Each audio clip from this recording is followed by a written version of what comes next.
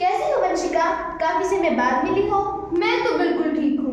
तुम बताओ, और तुम्हारी पढ़ाई कैसी चल रही है? क्या बताऊं, जैसे वो कहानी में उमा की जिंदगी थी वैसे ही मेरी है। पढ़ो तो मुश्किल और ना पढ़ो तो मुश्किल। उमा? उमा कौन और कौन सी कहानी? ये प्रश्न केवल मेरे मन में ही नहीं बल्कि इन सब दर्शकों के मन में भी है। क्या तुम हमें उमा की कहानी सुनाओगी? क्यों नहीं, आज हम लेकर आए हैं एक ऐसी कहानी जो दर्शाती है समाज की उस बुराई को जो दिन प्रतिदिन अपनी जड़ों को फैलाती जा रही है। हाँ, हमारा ध्यान तो उस पर जाता है, लेकिन हम में से कोई भी उसके खिलाफ कदम नहीं उठाता। इस मानसिकता के विरुद्ध है ये कहानी। तो पेश है जगदीश चंद्र माथुर जी द्वारा रचित एक हिंदी एकांकी जिसका नाम है रीढ़ की हड्डी।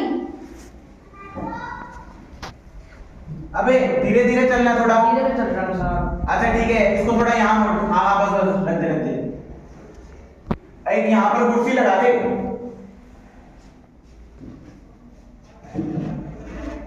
अच्छा सुन, वो बहू के कमरे में से चादर लेकर आ, जो कल धोबी के यहाँ से धुलकर आएगी, ठीक है? जा। मैं कहती हूँ तुम्हें इस वक्त धोती क्या जरूरत है पड़ी? धोती? हाँ, अरे लेकिन अब तुमसे धोती किसने मांग ली? यही तो कह रहा था रतन। रतन? क्यों बे रतन, तेरे कानों में डांट लगी पड़ी है? मैंने तुझसे कहा था कि चादर लेकर आनी है। चादर? चादर कहा था मैंने तुझसे, और तू धोती मांगने चला गया। पता नहीं ध्यान का रहता है। अच्छा कोई बात नहीं, पूजा वाली कमरे में धुले हुए कपड़े रखे हैं, उनमें से एक चादर उठा ला। और दरी? दरी यहीं तो रखी है कोने में। अच्छा सुन, वो आते वक्त है ना बीबी जी के कमरे में से हारमोनियम उठाता लाइयो। चल जा। जी सर। हाँ। लेकिन मैं तुम्हारी लाडली बेटी मुंह फुलाए बैठी है। मुंह फुलाए? और तुम उसकी माँ की स्मर्थ की दबाओ। जैसे तैसे करके तो वो पकड़ में है, और अगर वो भी चले जाएंगे तो फिर मेरे को दोष दोगे। तो मैं ही क्या करूं? एक तो तुमने उसको पढ़ा लिखा कर सर पर चढ़ा रखा है।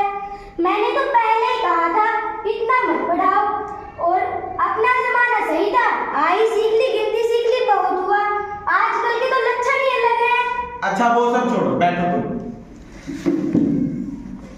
एक बात बताओ, ग्रामोफोन बाजा होता है ना? क्यों? देखो, दो तरह का होता है। एक इंसान द्वारा बनाया हुआ, कभी भी बजा लो कभी भी रोक लो, और एक होता है भगवान द्वारा बनाया हुआ, एक बार रिकॉर्ड चढ़ जाए तो रुकने का नाम ही नहीं लेता। हटो भी, तुम्हें हमेशा मस्ती सुस्ती रहती है। ये नहीं कि अपनी उम्र को धार पर लिया है, उनके आने में देरी कितनी है? अरे लेकिन अब हुआ ही क्या? तुमने कहा था उसे जरा ठीक ठाक करके नीचे लाना, लेकिन तुम्हारी लड़की को तो पता नहीं कौन सी परेशानी है इन चीजों से। आजकल की लड़कियां कितनी सुंदर हो, बिना टिपटाप के बजाने कौन पूछे। इसी बारे मैंने उसके सामने पाउडर रखा था, लेकिन वो तुम्हारी लड़की उन्हें छुपती भी नहीं। पता नहीं कैसी ये लड़की है, वरना आजकल की लड़कियों के सहारे तो पाउडर का कारोबार चलता है। इसे पता नहीं क्या दुश्मनी है।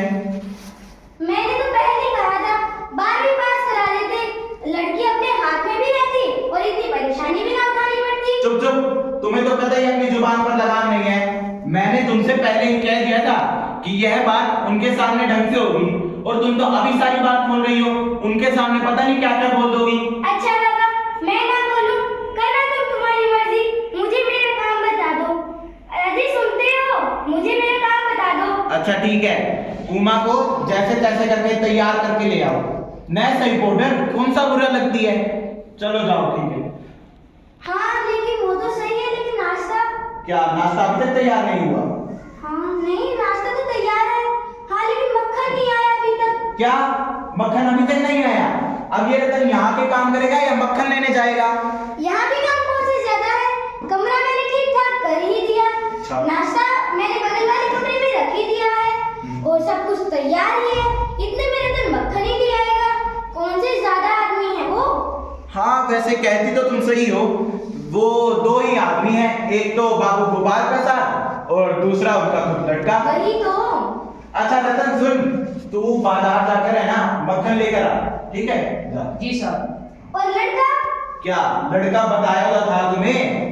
अगर बाप शेर है ना, लड़का सवा शेर है, याद रखना इस बात को। बाबूजी बाबूजी। अरे क्या हो गया? कोई आया है? प्रेमा वो आ गई, जल्दी करो। ठीक है। अरे तू यहाँ क्या कर रहा है? जा मक्खन लेकर आ। आइए आइए साहब। नमस्कार। आइए आइए। अरे नहीं, आइए आइए, यहाँ पर तो सीट लगेगी। आइए आइए यहाँ पर। अच्छा साहब, घर ढूंढने में कुछ तकलीफ तो नहीं हुई ना? अरे नहीं साहब, तकलीफ की क्या बात, वो तांगे वाला था ना, हमको जानता था, बड़ी अच्छी पहचान है हमारी उससे। आप भी बैठे अरे साहब। कोई वैसे आपको यूँ कहना चाहिए साहब कि मैंने आपके लिए खासी परेशानी अरे नहीं नहीं साहब, आखिर लड़के की अरे शादी नहीं जब नहीं, रखी थी। आप तो मुझे ही कांटों में घसीटने लगे। बोला हमें क्या तकलीफ, हम तो आपके ही सेवक हैं। अच्छा और बताइए शंकर बाबू, आपकी कितने दिनों की छुट्टियां हैं? जी कॉलेज की जो छुट्टियां हैं नहीं, अच्छा, मैं वीकेंड्स में चला आया था। वैसे को आपका कोर्स खत्म होने में तो यही कुछ साल भर रहता होगा। यही कुछ साल 2 साल। साल 2 साल? ये बात कुछ ऐसी है, मैं 1 साल का मार्जिन रखता हूँ। मार्जिन? वो मैं बताऊं, जो देखिए बाबूराव से बात कुछ ऐसी है कि ये शंकर 1 साल के लिए बीमार हो गया था। अब क्या बताएं, इन लोगों को इसी उम्र में सारी बीमारियां सताती है। एक हमारा जमाना था, स्कूल से आते ही दर्जनों को जोड़ियां उड़ा जाते और फिर खाने को बैठते तो भूख वैसे ही अरे वैसी। बिल्कुल बिल्कुल साहब, वह तो अलग ही जमाना था।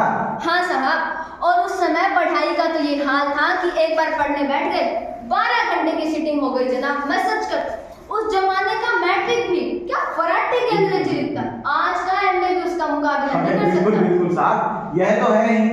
और हाँ साहब, उस जमाने में 4 पैसे की ढेर सारी बनाई जाती थी और मैं तो अकेले खाने की हजम रखता था, अकेले। और तब स्कूल में टेबल टेनिस, बैडमिंटन इनको कौन पूछता था, बस कभी कभार हॉकी खेल लिया करते या क्रिकेट खेल लिया करते। मगर मजा माफ करना, मगर मजा कि कोई कहे जाए लड़का कमजोर है। अरे बिल्कुल बिल्कुल साहब, कहते तो आप बिल्कुल ही सही है। हाँ साहब, वैसे ही माफ करना बाबूराम से, उस जमाने की जब मुझे याद आती है तो थोड़ा जपत करना मुश्किल हो जाता है।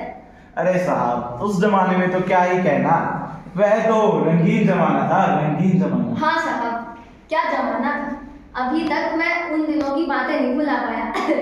हमारे स्कूल में तो एक लड़का हुआ करता, वो इतना मोटू था कि टिफिन चुरा कर खा जाया करता था साहब।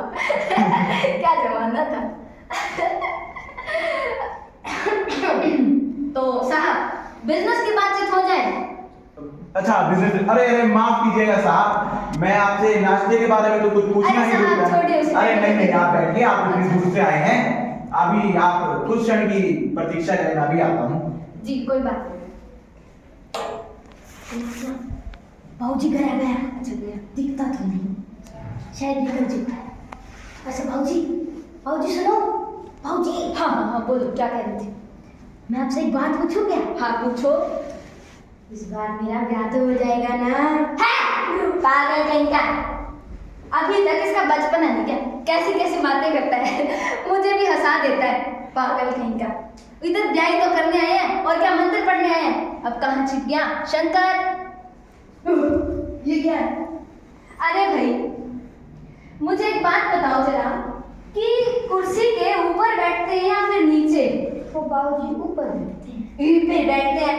देख रहे हैं आप, ये है आजकल के पढ़े लिखे नवाब, खुद को बीए पास एमए पास बताते हैं। अरे भाई, अगर बाबू राम स्वरूप को पता चल गया तो हमारी तो नाक ही कट जाएगी। पागल कहीं के, ऊपर बैठो। अच्छा वैसे वो सब छोड़ो, इनका घर देखो, मकान देखो। मकान को देखकर हैसियत तो पूरी मालूम नहीं होती, ठीक है। और बातचीत से मुझे बाबू राम स्वरूप भी ठीक ही लगते हैं। पता चले इनकी लड़की कैसी है। ठीक है। अच्छा वैसे तुम बताओ, यूं कमर झुका कर क्यों चलते हो, सीधे होकर चला करो। वो तुम्हारा दोस्त क्या नाम है उसका, ठीक ही कहता है। अरे ये साहब चाय निकाल दो, चाय। आखिर आप माने नहीं अरे, साहब। कोई बात नहीं। अच्छा वैसे आपको हिंदुस्तानी चाय पसंद है या विलायती चाय?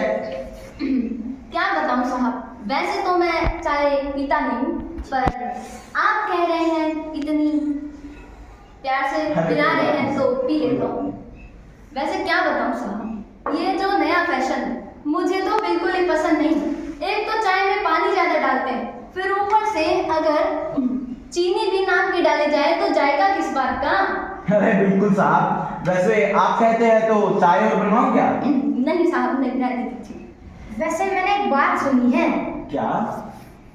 इस बार सरकार ज्यादा चीनी लेने वालों पर टैक्स लगाएगी। सरकार चाहे जो कर ले भाई, अगर सरकार को अपनी आमदनी बढ़ानी है तो सरकार को एक ही टैक्स लगाना चाहिए भाई। वह किस चीज का? अरे भाई, खूबसूरती पर टैक्स। अरे खूबसूरती पर टैक्स? अरे अरे बड़ा साहब। कैसा टैक्स है? अरे साहब, मजाक नहीं, देने वाले चूक ही नहीं करेंगे, ऐसा टैक्स है। बस शर्त यह है कि हर औरत के ऊपर यह छोड़ दिया जाए, वह अपनी खूबसूरती के स्टैंडर्ड के माफिक अपने ऊपर टैक्स तक कर ले। अरे बिल्कुल। फिर देखना सरकार की कैसे आमदनी बढ़ती है रातों रात। वाह, क्या सोच है आपकी साहब। अच्छा वैसे शंकर बाबू, आप बताइए, आप क्या क्या ख्याल है इस मामले में? किस मामले में? अरे यही कि शादी तय करने में खूबसूरती का कितना हाथ होना चाहिए? वो देखिए साहब, हमने आपसे पहले ही कहा था, लड़की का खूबसूरत होना निहायत जरूरी है। अरे भाई, हम तो मान भी जाए, घर की औरतें तो राजी नहीं होती, इनका क्या करें? वैसे आपकी लड़की तो ठीक है ना? अरे हाँ हाँ साहब, वह तो आप अभी देख ही लीजिएगा। देखना क्या है साहब, जब हमारी आपसे इतनी बातचीत हो चुकी तो हमारी तरफ से तो इसे एक रस्म। अरे धन्यवाद साहब, धन्यवाद। वैसे आपको जायजा तो मिल ही गया होगा। अरे साहब, जायजा मिलना कौन सा मुश्किल है? यूं समझिए कि मिल ही गया। हाँ साहब, यह भी ठीक है, ठाकुर जी के चरणों में रखते ही तो काम अपने आप ही हो जाता है। यह बात तो ठीक है वैसे बाबू राम स्वरूप, लेकिन एक भनक है जो हमारे कानों में पड़ी है, वह गलत है भाई। भनक? भनक किस चीज की? देखिए साहब, हमने आपसे पहले भी कहा था कि लड़की हमें बस मैट्रिक पास चाहिए। अरे भाई, घर में हमें मैम साहब तो रखनी, तो कौन भुगतेगा उसके नखरों को? अब आप ही बताइए बाबू राम स्वरूप, क्यों बेटा शंकर, ठीक कहा ना मैंने? जी हाँ, कोई नौकरी तो बनानी नहीं है। अरे साहब, नौकरी का तो कोई सवाल ही नहीं उठता। हाँ साहब, देखिए, कुछ लोग मुझसे कहते हैं अगर आपने अपने बेटे को एमए तक पढ़ाया है, बीए तक पढ़ाया है, तो बहू भी ग्रेजुएट ही दीजिएगा। अब कौन समझाए इन अकल के गधों को, कौन समझाए इन अकल के ठेकेदारों को कि क्या लड़कों की पढ़ाई और लड़कियों की पढ़ाई भला एक बात है? अरे मर्दों का तो काम ही होता है पढ़ना लिखना और काबिल बनना। अगर औरतें भी ये सब करने लगी, यानी ये अंग्रेजी अखबार पढ़ने लगी, पॉलिटिक्स वगैरह में बहस करने लगी, तब तो हो चुकी गृहस्थी जनाब। वैसे वो एक हिंदी का क्या कहते हैं उसको, शायर है कि मोर के बाल होते हैं मोरनी के नहीं, और शेर के पंख होते हैं शेरनी के नहीं। खूब कहा ना मैंने? अरे बाबूजी, हाँ क्या कर रहे हो आप ये? क्या हुआ? सही तो बताए, बेइज्जती कराओगे क्या? तो क्या ये तो बता था? नहीं, आप उल्टा बोल रहे हो। हाँ, वो मैं कुछ यूं आ रहा था बाबू राम स्वरूप कि शेर के बाल होते हैं शेरनी के नहीं, और मोर के पंख होते हैं मोरनी के अरे नहीं। बिल्कुल बिल्कुल साहब, फिर तो आपने ये भी सुना होगा कि मर्द की दाढ़ी होती है औरत की नहीं। बात तो वही है बाबू राम स्वरूप कि कुछ चीजें सिर्फ मर्दों के नसीब में होती है, जैसे कि ऊंची तालीम रखना। क्यों, ठीक कहा ना मैंने? अरे बिल्कुल ठीक कहते हैं। अरे आप चाय और लीजिए ना शंकर बाबू। बस धन्यवाद, मैं पी चुका हूँ। अरे साहब, आप चाय और लीजिए ना, आप अरे साहब, बैठिए ना। बस इसे तो खत्म ही कीजिए। वैसे नाश्ता ही तो करना था, कोई पेट तो भरना नहीं था, और ये टोस्ट वोस्ट तो मैं ज्यादा खाता आप भी नहीं। बैठिए। अच्छा साहब, अच्छा साहब, तो अब समय काफी हो चुका है, हमें लगता है कि अब आप अपनी बेटी दिखा दीजिए। सुनती हो क्या? वो जरा उमा को ले आती। ठीक है, लाई।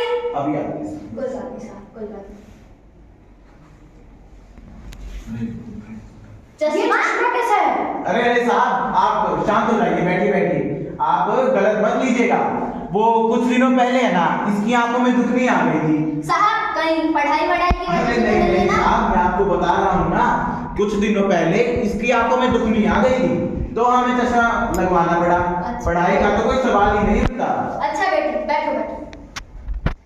वैसे साहब, आपकी लड़की के चेहरे पर तो छवि बड़ी अच्छी और चाल में भी कोई खराबी नहीं लगती। वैसे इसने गाना बजाना सीखा है क्या? अरे बिल्कुल बिल्कुल साहब। उमा, जरा सुनाओ तो एक आध गीत। जी सर। क्या बताएं साहब, हमारे जमाने में तो बड़े मशहूर गायकार हुआ करते थे, क्या संगीतकार थे वो, आज भी मुझे वो याद आते हैं, मैं उनको भुला नहीं पाया। उनकी वाणी सुनने के लिए मेरे तो कान ही तरस गए साहब। जमाना ही ऐसा आ गया है, आजकल ऐसे संगीतकार मिलते कहाँ हैं। संस्कार तो अच्छे लगते हैं।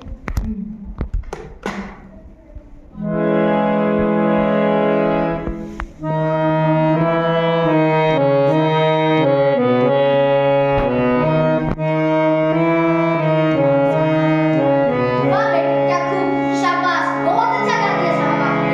क्या गजब बजाया इसने, मन खुश हो गया साहब। अरे। वैसे और क्या क्या काम कर लेती है? घर तो संभाल लेगी अरे बिल्कुल बिल्कुल सर साहब। और सिलाई आती है इसको? अरे सिलाई भी आती है, घर की सिलाई की सारी जिम्मेदारी इसी की है।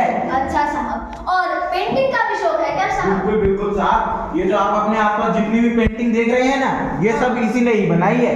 वाह क्या खूब। और इनाम में नाम भी जीते हैं बेटी। अरे बिल्कुल बिल्कुल। अरे साहब, इसे भी तो अपना मुंह खोलना चाहिए ना, तब से आप ही जवाब दिए जा रहे हैं। अच्छा चलो बताओ माँ। बाकी सब तो आपने बता ही दिया, लेकिन अगर आप कह रही हैं तो मैं बोलूंगी। जब कुर्सी मेज बिकती है तब दुकानदार कुर्सी में से कुछ नहीं पूछता, सिर्फ खरीदार को दिखला देता है। पसंद आ गई तो अच्छा है। बस, आपकी बेटी क्या बोले जा रही है बाबूराम स्वरूप तब से? वाह, उमा क्या बोल रही हो तुम ये? आप मुझे कह रहे दीजिए बाबूजी, ये जब से आए हैं तब से घर सुंदर है, बेटी ने ये किया है, बेटी ने वो किया है, बेटी को ये आता है, बेटी को वो आता है। क्या लड़कियों के दिल नहीं होता? क्या उन्हें चोट नहीं लगती? क्या बेबस भेड़ बकरियां हैं जिन्हें कसाई अच्छी तरह देखभाल कर। बस, बहुत हो चुका बाबूराम स्वरूप, आप बोलिए, चलिए यहाँ से। रुको रुको, बात का तो पता लगने दो। बस, बहुत हो गया बाबूराम स्वरूप, आप हम एक शब्द और नहीं सुनना चाहते। क्या यहाँ पर आपने हमें हमारी बेइज्जती करने के लिए बुलाया है? अभी चुप हो जाओ, चुप माँ। रहिए, चुप हो जाइए बाबूजी। क्यों अभी बात आपको चुप रही है? अपने साहबजादे से तो पूछिए कि पिछले फरवरी ये लड़कियों के हॉस्टल के दिन क्यों घूम रहे हैं। हॉस्टल? क्या तुम कॉलेज में पढ़ी हो? जी हाँ, मैं कॉलेज में पढ़ी हूँ, मैंने बीए पास किया है, कोई चोरी नहीं की, कोई पाप नहीं किया, और ना ही आपके बेटे की तरह ताज जाकर कायरता दिखाई। बस, बहुत हो गया बाबूराम स्वरूप, आप बताइए, क्या यहाँ पर आपने हमें हमारी इज्जत उतारने के लिए बुलाया था? और क्या होगा? अब आपकी इज्जत और हमारी इज्जत कुछ भी नहीं। बस, तब से कुछ कुछ बोले जा रहे हैं। आपकी बेटी हमारी इज्जत उतारने में लगी है और आप इसे कुछ भी नहीं बोल रहे हैं साहब। अरे- आपने हमारे साथ दगा किया। ओफो, बीए पास, गजब हो गया। चलो बेटा, हमारी छड़ी कहाँ है? लाइए बाबूजी। जी हाँ, जरूर चले जाइए, लेकिन घर जाकर जरा यह पता जरूर लगाइएगा कि आपके बेटे की रीढ़ की हड्डी है भी या नहीं। बाबूजी मक्खन। अरे अब इस मक्खन का क्या करूं मैं? यहाँ अंत होता है इस कहानी का, यहाँ अंत होता है इस समस्या का, जिसका सामना उमा जैसी बहुत सी लड़कियों को करना पड़ता है। लेकिन मैं नहीं मानती कि इस समस्या का अंत पूर्णतः हो चुका है, क्योंकि आज भी समाज में ऐसी लड़कियां हैं जो खुद पर हो रहे शोषण को सहती है और उनके खिलाफ आवाज उठा ही नहीं पाती। हाँ, हमारी अध्यापिका महोदया ने हमें सिखाया है कि अगर हमारा शोषण हो रहा है तो हम कोर्ट में केस दर्ज करवा सकते हैं, लेकिन हम हमारे माता पिता के खिलाफ कैसे केस दर्ज करवा सकते हैं? चाहते तो वो हमारा भला ही है, चाहे उनका देखने का नजरिया क्यों न अलग हो। हाँ, ये भी है, लेकिन हम उनकी आंखों पर बंधी पट्टी को हटा सकते हैं, उनकी रूढ़िवादी सोच को बदल सकते हैं और साथ ही साथ उन्हें सच्चाई से वाकिफ करवा सकते हैं। तो चलिए हम सब मिलकर कदम बढ़ाते हैं। धरती को